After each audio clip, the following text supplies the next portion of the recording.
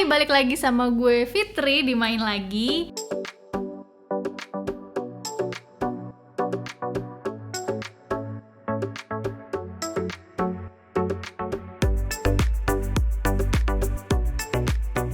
Gue tuh bukan tipikal orang yang suka motret diri sendiri.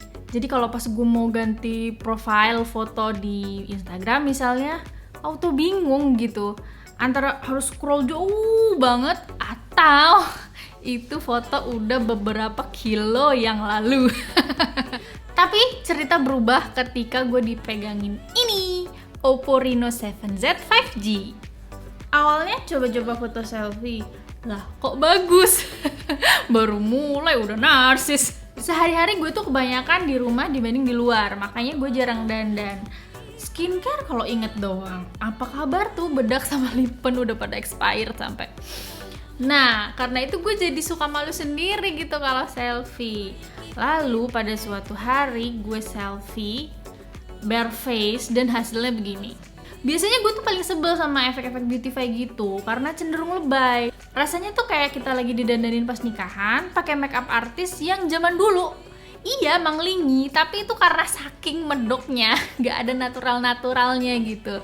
Ya flawless sih, tapi datar. Kali ini surprisingly hasilnya nggak terlalu lebay. Macem pakai no makeup gitu hasilnya. Terlihat fresh tapi nggak berlebihan.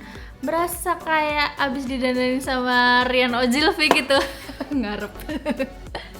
Mungkin karena kamera depannya itu udah 16 megapiksel. Dan yang lebih menyenangkan lagi adalah bokeh di latar belakangnya. Natural, rapi, dan detail. Jelas terpisah gitu antara objek dengan backgroundnya. Oke lah, gue pakai kerudung, gampang tuh misah, separasinya tuh gampang sama background. Dan lihat bagaimana rambut ini orang bisa terpisah sama background bokehnya. Udah hair level cut out bokehnya, ini solid banget ini separasinya. Dan ini bisa diatur ya level bokehnya mau sebanyak apa.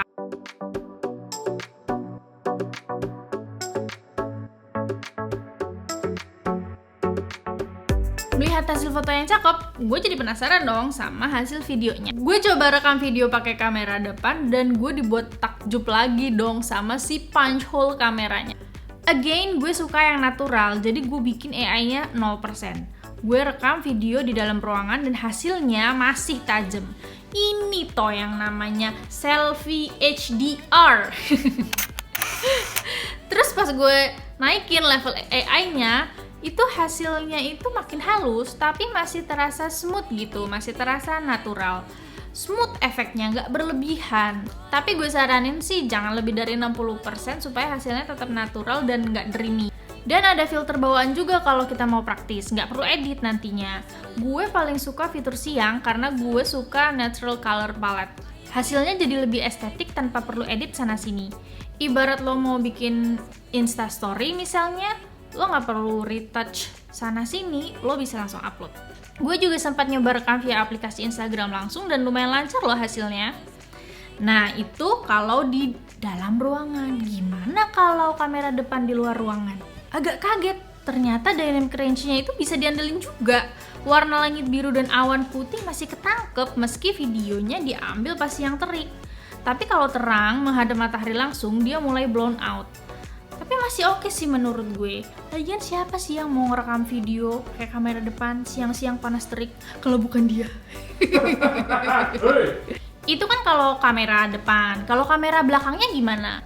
Kamera belakangnya ada 3 nih. Ada kamera utama 64 megapiksel, kamera depth sensornya 2 megapiksel, dan kamera makronya 2 megapiksel.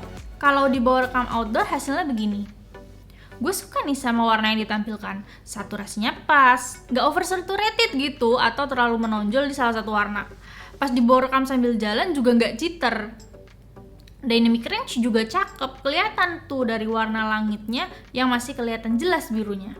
Untuk hasil video di dalam ruangan, menurut gue akan lebih baik kalau sumber cahayanya nggak dari satu sisi aja. Karena kalau dari satu sisi aja hasilnya bisa blown out kayak gini. Meski harus gue akui natural bokehnya ini cakep banget, saturasinya juga pas. Tapi kalau mau videonya fokus ke suara juga, better pakai mic tambahan sih supaya suaranya lebih kencang dan jernih. Banyak yang foto-fotoan di sini. Iya, bisa buat Seru-seru kan ya ternyata ya. Lagi nongkrong, makanannya enak-enak, view-nya juga bagus. Udah di pinggir sungai. Terus kalau buat edit video reels gimana? Jadi gue tuh punya pengalaman kurang nyaman ya, kurang menyenangkan waktu edit reels di mid-range Android. Selain loading time yang lama, processingnya juga kurang smooth. Makanya pas nyoba ini, salah satu concern gue adalah editing langsung di reels. Hasilnya cukup legit loh ini. Processingnya nggak makan waktu, nggak bikin bete juga karena freeze atau hilang tiba-tiba. Sering ngalamin gitu nggak sih? Pas lagi ngedit tahu-tahu dia diem aja gitu, atau pas kita udah capek-capek nih nyusun potongan-potongan video kecil-kecil apa pendek-pendek tahu-tahu hilang gitu aja. Makanya pas gue nyobain edit reels di sini langsung, gue bilang tuh ke dia, ini HP mahal ya.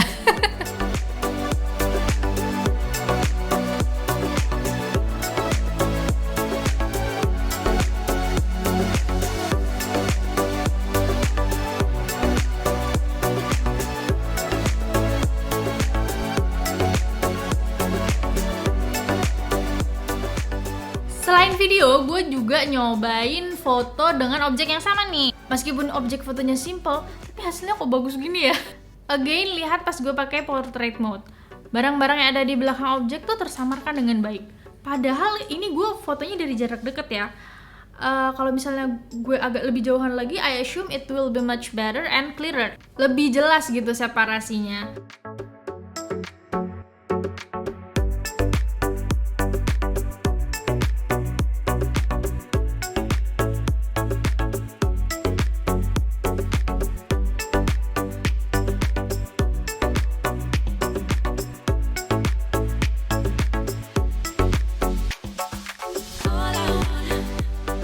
Overall gue suka sih sama hasil foto dan videonya. Meski pada awalnya bukan kamera yang bikin gue naksir sama handphone ini. Karena sebenarnya gue naksir sama HP ini sejak pertama gue lihat bodinya. Jadi dia itu datang dengan desain yang sudutnya tuh tajam halus. Apa sih? Kayak kotak gitu loh, tapi smooth bagian sudutnya. Desain yang boxy begini tuh ngingetin sama itu gak sih? Kamera jadul atau mobil jadul gitu, retro banget. Belum lagi desain back covernya yang memang jadi andalan si Oppo Reno 7Z 5G ini. Yang gue pegang ini adalah yang Rainbow Spectrum, ada satu lagi yang Cosmic Black. Nah basicnya menurut gue ini warna mint gitu sih kayaknya ya, kalau dilihat dari bagian framenya tapi pas dilihat belakangnya, loh kok berubah? Dia tuh munculin beberapa semburat warna kayak kemerahan, kekuningan, bahkan ada hijau dan ungu juga. Terus kalau back covernya dipegang tanpa casing kayak gini nih, nggak nempel sidik jari. Kayak tangan kita tuh nggak nempel gitu loh, nggak lengket gitu loh. Gimana sih nggak nempel? Ngawang-ngawang dong. Digenggam nyaman, ringan banget karena beratnya itu cuma 173 gram. Tapi nggak berasa ringkih juga. Solid lah build quality-nya meski telanjang begini. Apalagi casing bawahnya tuh nggak terlalu bening di bagian frame-nya alias frosted white. Gak terlihat murahan meski ini tuh casing bawaan, malah nambah kesan clean and elegant gitu menurut gue. Terus desain kamera belakangnya tuh nggak pakai tray yang menonjol, tapi ada area tersendiri gitu yang lebih mengkilap dibanding di sekitarnya. Nah di bagian ini masih bisa meninggalkan jejak sidik jari, jadi harus jauh-jauh dari tangan. Lagian tangan emang harus jauh-jauh ya dari lensa kamera. Bump kamera utama dan kamera depth sensor ini nih agak besar, dan serunya dia bisa nyala gitu kalau ada notifikasi. Kalau kamera depannya seperti yang gue bilang tadi, dia punch hole gitu. Terus di kanan kiri frame-nya ada tombol power, volume rocker, dan SIM tray slot. Ini hybrid ya SIM-nya. Di bagian bawah ada port USB Type-C untuk charging, audio jack, dan speaker. Sayangnya speakernya cuma satu, jadi kalau buat nonton enakan pakai earphone atau TWS.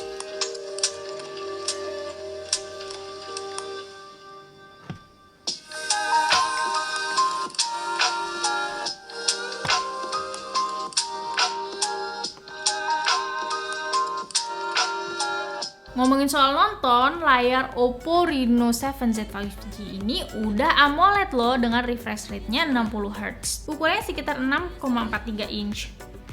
Buat tangan gue agak sedikit kepanjangan sih, tapi dengan ukuran ini nonton drama tuh jadi lebih puas. Main game juga gitu ya, apalagi dia enteng, jadi nggak gampang pegel kalau mainnya lama. Tinggal nanti kalau mau tahu lebih lanjut panas apa enggak nih, silahkan request sama tukang siksa. Main game atau nonton tuh sejatinya bermanfaat ya kalau nggak berlebihan, asal jangan sampai ganggu jam istirahat. Gue banget nih kalau binge watch drama tuh suka sampai kebablasan. Akhirnya jam istirahat suka berantakan. Bangun pagi nggak berasa seger. Kalau belum nemu kopi rasanya tuh belum bisa melek sempurna. Pola tidur yang teratur ini sebenarnya memang harus diusahakan ya. Selain kuantitas juga kualitasnya. Makanya gue seneng banget Oppo sekarang juga punya Oppo Watch Free yang punya fitur sleep analysis. Sebelum jam tidur ada yang ngingetin. Terus pas tidur ada yang ngawasin kadar oksigen alias SpO2-nya aman apa enggak. Terus mantau juga ngorok apa enggak. Pas bangun ada yang ngasih tahu tidurnya tadi gimana. Pas banget buat jomblo. Terus buat anak rumahan kayak gue yang ruang geraknya segitu-gitu aja, Oppo Watch Free ini juga ada fitur yang bisa deteksi kita tuh lagi jalan, lagi lari, apa lagi workout. Semacam dia yang kepo kamu lagi ngapain gitu ya. Tapi bedanya, dia kepo doang, serius enggak. Yang ini beda. Ini serius banget sampai dibikinin catatan kalian tuh gerak-geriknya ngapain aja gitu. Bercanda mulu gue. Tapi seriously di masa sekarang ini nih, having a smartwatch is like a mandatory to me. Kenapa? Karena selain bikin kita tuh lebih aware sama kesehatan diri sendiri, juga cocok buat yang nggak mau terlalu attach sama handphone, tapi di sisi lain juga nggak mau miss kalau ada yang misalnya hubungin atau nelpon urgent gitu. Baterainya juga awet lama, gue sih belum pernah sampai ngecas saking awetnya. Yang gue pakai ini bandnya juga matchy-matchy gitu sama warna handphonenya. Dan layarnya AMOLED ya ini jernih dan tajam. Auto melek gitu ngeliatnya. Dari tadi ngomong ngalor ngidul sampai ngomongin jam. Sadar nggak? Gue belum ngomongin jeroannya loh. Oppo Reno 7Z 5G ini dipersenjatai Qualcomm Snapdragon 695 5G dengan fabrikasi 6 nanometer.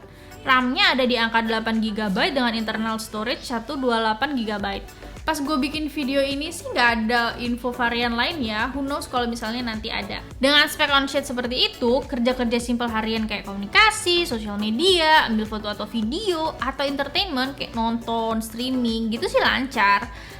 Tapi gimana performa buat main game? Untuk main PUBG New State, default settingnya ada di FPS Max dengan grafis low.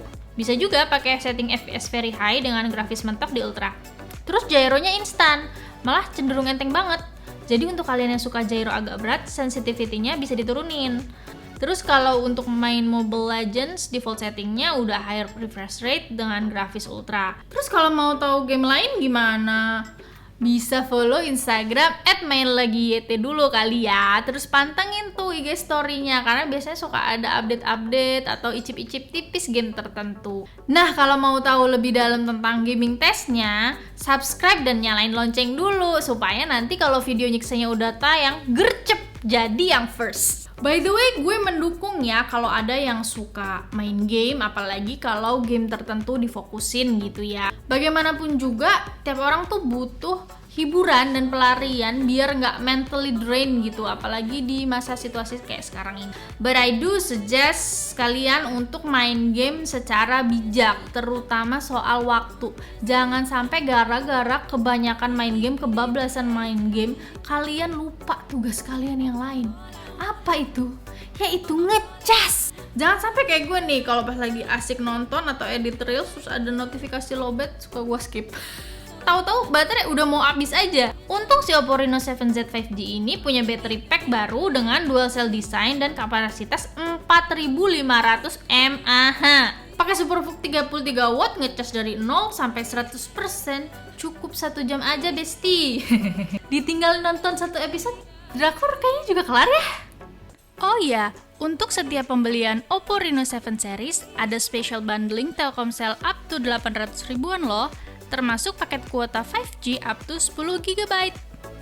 Nah, itu dia tadi sharing gue tentang pengalaman pakai Oppo Reno 7Z 5G ini dengan Oppo Watch Free. Sekali lagi gue dibuat takjub, dibuat kaget dengan kualitas foto dan videonya yang wah, secara umum saturasinya cakep, natural, rapi, detail detail. Kekurangannya minor banget, kayak dynamic range yang sebenarnya nggak bisa dibilang kurang juga. Mau lo itu tim natural tanpa efek atau tim efek yang natural, hayu lah, dua-duanya bisa dijamanin sama HP ini. Dari segi desain juga unik, gak pasaran. Yang ngotak mungkin banyak, tapi ngotak yang ini retro banget desainnya. Paling speakernya aja nih yang mono, jadi kadang-kadang enakan pakai TWS. Dari segi performa harian juga smooth dan ada sertifikasinya juga sebenarnya. Tapi kan gue pakai ini belum lama ya, baru juga rilis. Dan buat main game kayak PUBG New State sama Mobile Legends juga asik, meski untuk PUBG New State nggak bisa mentok kanan semua. Sekarang tinggal dari segi budgetnya nih, apakah worth the money atau pricey? Ya tergantung sama harga resminya sih, soalnya pas gue bikin video ini gue belum tahu nih harganya berapa. Tapi mau budget berapa pun sebenarnya balik lagi ke budget lo sendiri sih. Kalau murah tapi nggak ada budgetnya, ya hayu, semangat nabung lagi. Tapi kalau mahal dan emang ada rezeki buat beli, kenapa enggak? Oke, sekian dari gue, mudah-mudahan bermanfaat ya buat kalian yang lagi bimbang nih mau milih handphone mana. Gue Fitri dari Main Lagi pamit, bye, assalamualaikum warahmatullahi wabarakatuh.